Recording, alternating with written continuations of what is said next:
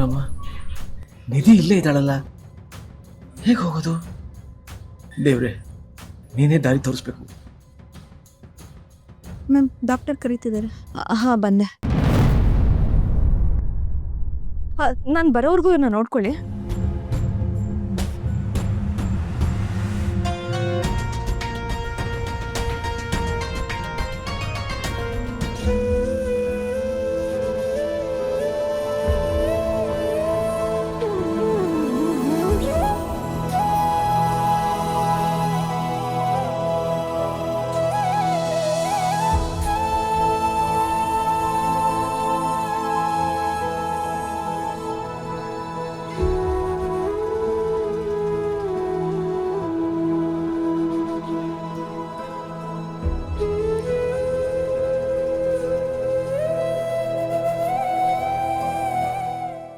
ಕರ್ಣ, ನೀನು ಬಾಯಿ ತುಂಬ ಅಪ್ಪ ಅಂತ ಕರಿತಾ ಇದ್ರೆ ನಾನು ನಿನ್ನ ತಿಪ್ಪೆ ನಾಯಿ ಅಂತ ಎಲ್ಲ ಕರೆದು ಬಿಟ್ಟೆ.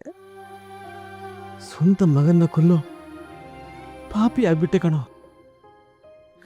ನೋಡು, ನಾನು ಮಾಡಿರೋ ಈ ಪಾಪಕ್ಕೆ ನನಗೆ ಈ ಜನ್ಮದಲ್ಲಿ ಪ್ರಾಯಶ್ಚಿತ್ತ ಇಲ್ಲಪ್ಪ. ನಿನ್ನನ್ನು ನಿಮ್ಮಪ್ಪ ಯಾರು, ನಿಮ್ಮಮ್ಮ ಯಾರು ಅಂತ ಪ್ರತಿದಿನ ಪ್ರತಿ ಕ್ಷಣ ನಿನ್ನ ಕಣ್ಣಲ್ಲಿ ನೀರು ಹಾಕ್ಸ್ಬಿಟ್ಟೆ ಅಲ್ವಾ? ನೋಡು, ಆ ಪಾಪಿ ಅಪ್ಪ ನಾನೇ ಕಣೋ, ನಾನೇ. ಇಷ್ಟು ವರ್ಷ ನಿನಗೆ ಕೊಡಬಾರ್ದು ಹಿಂಸೆ ಕೊಟ್ಬಿಟ್ಟೆ. ನೀನು ನನ್ನ ಸ್ವಂತ ರಕ್ತ, ನನ್ನ ಕರುಳಿನ ಕುಡಿ. ಯಾವ ಕೈಯಿಂದ ನಿನ್ನ ಎತ್ತಿ ಮುದ್ದಾಡಬೇಕಾಗಿತ್ತೋ ಆ ಕೈಯಿಂದನೇ ನಿನ್ನ ಕತ್ತು ಹಿಚ್ಚಿಬಿಟ್ಟೆ ಕಣೋ. ನನ್ನ ಕ್ಷಮಿಸು ಅಂತ ಕೇಳೋ ಅರ್ಹತೆ ನಾನು ಕಳ್ಕೊಂಡ್ಬಿಟ್ಟೆ ಕಣೋ. ಆದ್ರೆ ಈ ಅಪ್ಪನ ಕ್ಷಮಿಸ್ತೀಯ ಮಗನೇ? ಕ್ಷಮಿಸ್ತೀಯ?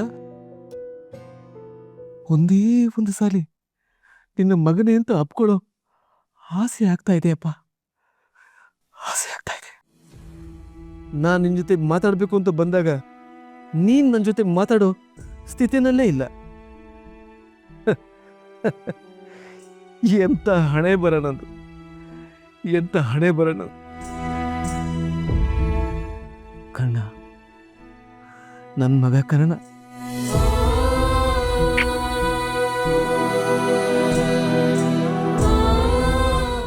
ನೋಡು, ನಿನಗೇನೂ ಆಗೋದಿಲ್ಲ.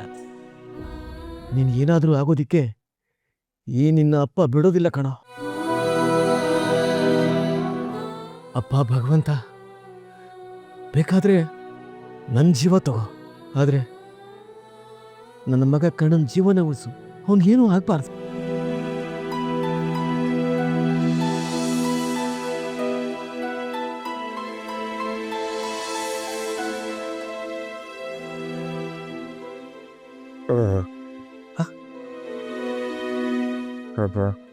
ಮಗನೇ, ನಾನು ಇಲ್ಲೇ ಇದ್ದೀನಿ ಕಣೋ, ನಾನು ನಿನ್ನ ಜೊತೆನೇ ಇದ್ದೀನಿ.